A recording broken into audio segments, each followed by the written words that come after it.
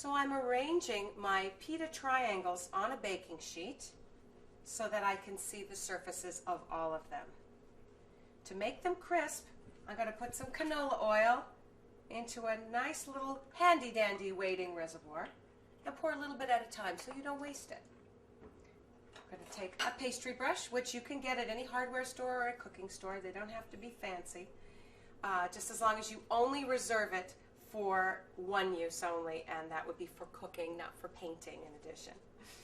I'm going to take a little bit of the canola oil, and I'm just going to brush lightly each one of the triangles. Make sure they get a nice coating so that when I put my next step on them, it will stick to it.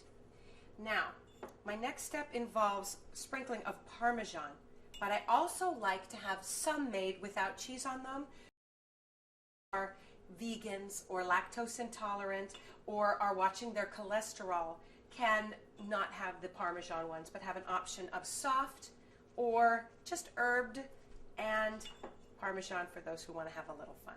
So on top of a portion of these, I'm just going to sprinkle a little bit of salt and pepper just on part of them so it looks like they're having a little bit of fun too. Okay? Great. When we return, I'm going to grate Parmesan in one of my favorite kitchen tools.